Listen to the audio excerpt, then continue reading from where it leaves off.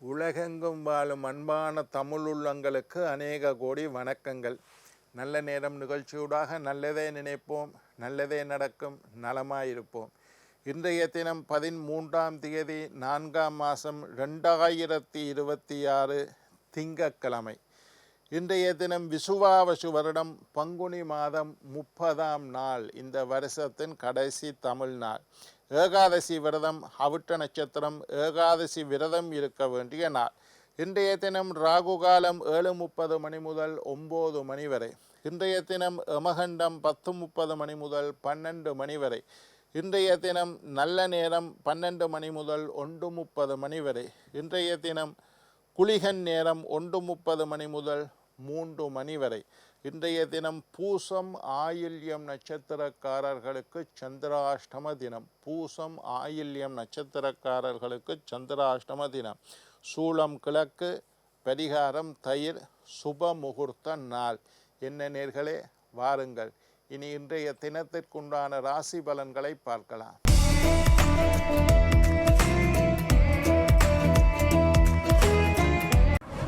மேஷம் மேன்மை, ரிஷபம் பெருமை, மிதுனம் ஆதரவு, கடகம் நட்பு, சிம்மம் உதவி, கன்னி பாராட்டு, துலாம் பிரீதி, விருச்சிகம் பக்தி, தனுசு போட்டி, மகரம் தெளிவு, கும்பம் சாதனை, மீனம் ஆக்கம். ஆன்மீக தகவல் நிகழ்ச்சியில் தொடர்ந்து உங்களை சந்தித்து வருவதில் மட்டற்ற மகிழ்ச்சி அடைகின்றேன். ஒவ்வொரு நாளும் ஒவ்வொரு புதிய அற்புதமான ஆன்மீக தகவல்களை உங்களோட பகிர்ந்து கொண்டு இருக்கேன். அந்த வகையில் இன்றைய தினமும் சில நல்ல விஷயங்களை உங்களோட பகிர்ந்து கொள்ளலாம் என்று காத்திருக்கிறேன். எங்களுடைய நிகழ்ச்சிக்கு நீங்கள் தரக்கூடிய ஆதரவு என்னை மகிழ்ச்சி அடைய செய்கின்றது.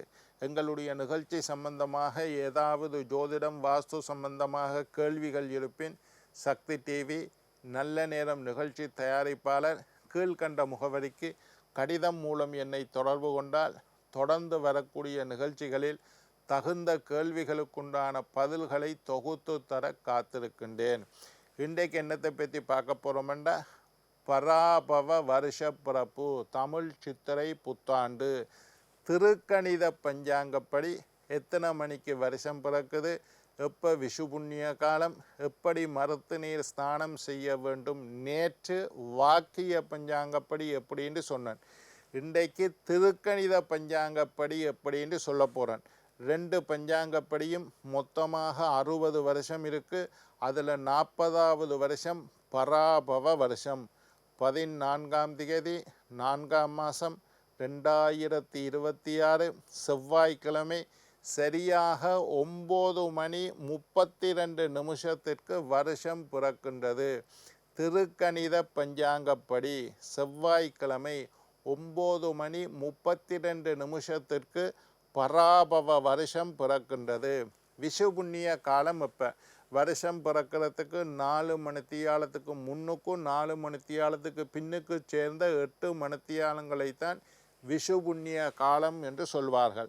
விஷு புண்ணிய காலம் அதிகாலை 5:32 இருந்து பகல் 1:32 வரையும் விஷு புண்ணிய காலம். மருத்து நீர் வைத்து ஸ்நானம் செய்து கோயிலுக்கு போக வேண்டிய விஷு புண்ணிய காலம் திருக்கணித பஞ்சாங்கப்படி காலை 5:32 இருந்து 1:32 PM விஷு புண்ணிய காலம்.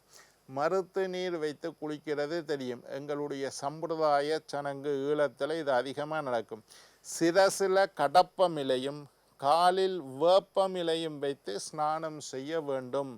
மருத்து நீர் வச்சு குளிக்கிறது திருக்கணித பஞ்சாங்கப்படி சிரசு தலையில் கடப்பமிலையும் காலில் வேப்பமிலையும் வைத்து மருத்து நீர் வைத்து ஸ்நானம் செய்ய வேண்டும்.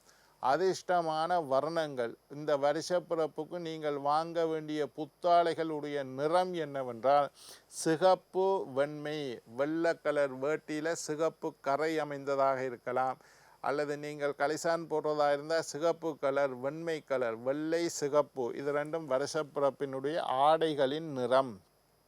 மாணிக்கத்தை பொறுத்தவரையில் பவளம், செவ்வாயை குறிக்கக்கூடிய பவளம். நவரத்தினங்களில் செவ்வாய்க்குண்டான ரத்தினம் பவளம் தான் இந்த முறை.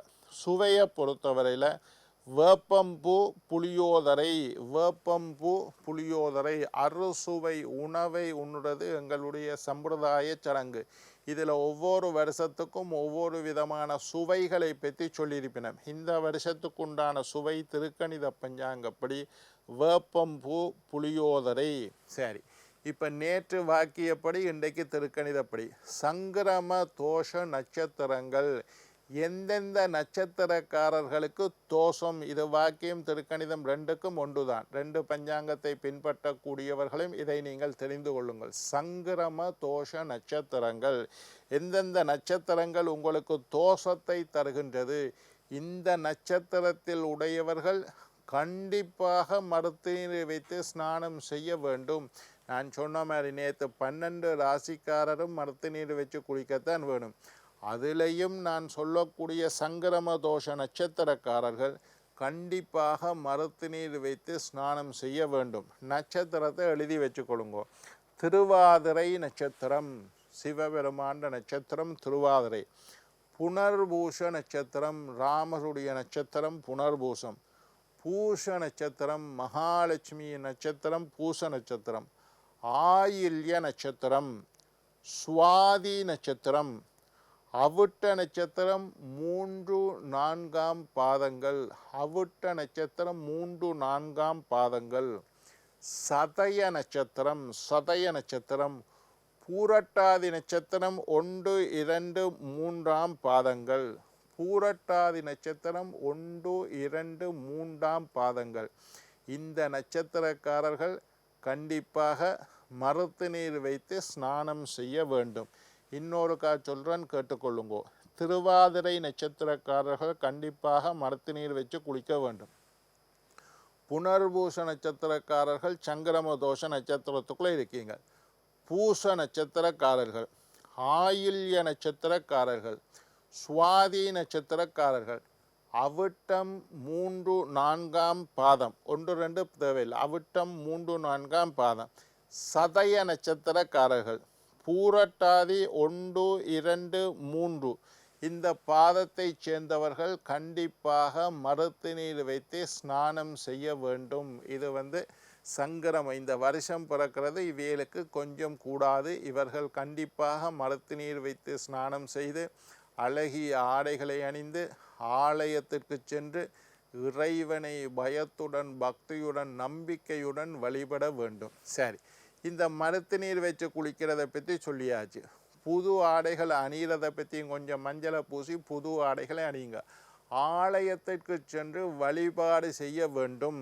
ஆலயத்துக்கு சென்று இறைவனை, வருஷம் பிறக்குது, போன வருஷம் ஒரு மாதிரி கஷ்டமோ நஷ்டமோ ஒரு மாதிரி ஓடிட்டு, இந்த வருஷம் நன்றாக இருக்க வேண்டும். இதுக்கு பொறுப்பு யாரு? இறைவனை தவிர வேறு எவராலையும் எங்களுக்கு மகிழ்ச்சியையும் சந்தோஷத்தையும் அமைதியையும் நிம்மதியையும் தகுந்த வாழ்க்கையையும் தர முடியாது. மற்றவர்கள் எல்லாம் சக நடிகர்கள், இறைவன் மட்டும்தான். அவற்ற கையில் தான் நூல் இருக்கு, அவர் ஆற்ற மாதிரி தான் நாங்கள் ஆடணும். அதனால தான் வருஷம் பிறந்து முதல் நாளே கோயிலில் போய் இறைவனிடம் சரணாகதி அடையுங்கள். உன்னை விட்டால் வேறு வழியே இல்லை, நீயே துணை, நீதான் துணை, நீ மட்டுமே துணை என்று இறைவனை சரணாகதி அடைந்து இந்த பிறக்கக்கூடிய பராபவ வருஷத்தில் சகல செல்வங்களோட மகிழ்ச்சியோட அமைதியோட நிம்மதியோட சந்தோஷத்தோட ஆரோக்கியத்தோட இந்த வருஷத்தில் நான் வாழ வேண்டும் என்று பிரார்த்தனை செய்யுங்கள். பயத்துடன் பக்தியுடன் நம்பிக்கையுடன் வழிபாடு செய்யுங்கள். அடி மனதில் இருந்து பிரார்த்தனை செய்யுங்கள். தீய எண்ணங்கள் எல்லாம் ஒதுக்கி விடுங்கள். போன வருஷம் இருந்த தீய எண்ணங்கள் கெட்ட குணங்கள் எல்லாம் எனக்கு இல்லாதொழிய வேண்டும். இந்த வருஷத்திலேயாவது யாரையும் கெடுக்கக்கூடாது, பொய் சொல்லக்கூடாது. மற்றவர்களுக்கு மனதினாலும் செயலினாலும் வாக்குனாலும் மற்றவர்களை காயப்படுத்தாமல் நாங்கள் வாழ வேண்டும். நிறைய தான தர்மங்கள் செய்ய வேண்டும், புண்ணியங்கள் செய்ய வேண்டும், நல்ல ஆரோக்கியத்தை கொடுக்க வேண்டும், ஆயுளை கொடுக்க வேண்டும், சண்டை சச்சரவுகளில் இருந்து காப்பாற்றப்பட வேண்டும். கோர்ட்டு கேஸு வம்பு வழக்கு சண்டை சச்சரவு எதுவும் இருக்கக்கூடாது. அப்படி இருந்தாலும் அதில் எனக்கு சாதகமான தீர்ப்பு வேண்டும்ட்டு உங்களோட மனசில் என்னென்ன குறைகள் இருக்கோ அதெல்லாம் சொல்லி இறைவனை கும்பிடுங்கள். இறைவனிடம் சரணாகதி அடையுங்கள். அவரை தவிர உங்களை காப்பாற்றக்கூடியவர்கள் யாரும் இல்லை. மனிதர்கள் உங்களை காப்பாற்றணுமா இருந்தாலும் இறைவனுடைய அனுக்கிரகம் இருந்தால்தான் அது நடக்கும். எனவே வருஷ பிறப்பு தினமாகிய நாளைய தினம், நாளைக்கு வருஷம் பிறக்குது. சில பேர் புது உடுப்பு போடுவினம், வீட்டில் கும்பிட்டு வீட்டில் இருந்தோம். ஆலயத்திற்கு செல்லுங்கள். இறைவன் எங்கும் நிறைந்திருந்தாலும் பசுவினுடைய மடியிலிருந்து தான் பால் வரும். வாழை பிடிச்சி விழுந்தால் ரத்தம் தான் வரும், பால் வராது. பசுவினுடைய மடியில், பசுவிலிருந்து தான் பால் வந்தாலும் கொம்புலையோ வாளிலையோ பால் வராது, மடியில் தான் பால் வரும். அது மாதிரி இறைவன் எங்கே நிறைந்திருந்தாலும் ஆலயங்களில் தான் அவர் அனுக்கிரகம் செய்கின்றார். எனவே வருஷப்பிறப்பு தினமாகிய இன்றைய தினம், நாளைய தினம் ஒரு முறை மருத்து நீர் வச்சு காலையிலேயே 6 மணிக்கு முன்னுக்கு எழும்புங்கோ, மருத்து நீர் வச்சு குளியுங்கோ, புது ஆடைகளை அணிந்து கொள்ளுங்கள். வீட்டில் இருக்கிற சாமிகளை எல்லாம் வீட்டில் விடிய 6 மணிக்கு தீபம் ஏற்றி பூக்களை சாட்டி அன்றைய தினம் ஏதாவது நெய்வேதனம், நான் சொல்லியிருக்கேன், கல்கண்டு நைவேத்தியம் வைக்கலாம், பால் நைவேத்தியம் வைக்கலாம், பிளம்ஸ் உலர் திராட்சை நைவேத்தியம் வைக்கலாம். நைவேத்தியம் வச்சு இறைவனை சாம்பிராணி போடுங்கோ, நல்லா கும்பிடுங்கோ. இறந்து போனவர்களை எல்லாம் வணங்குங்கள். கோயிலுக்கு போயிட்டு வீட்டில் இருக்கக்கூடிய வயது போனவர்களை வீழ்ந்து வணங்கி அவர்களிடம் கைவிசேஷம் பெற்றுக்கொள்ளுங்கள். என்ன நேயர்களே, நாளை மற்றொரு நிகழ்ச்சியில் உங்களை சந்திக்கும் வரை உங்களிடம் விடைபெறுவது உங்கள் ஜோதிட சித்தர் டாக்டர் ராஜராஜ குருக்கள்.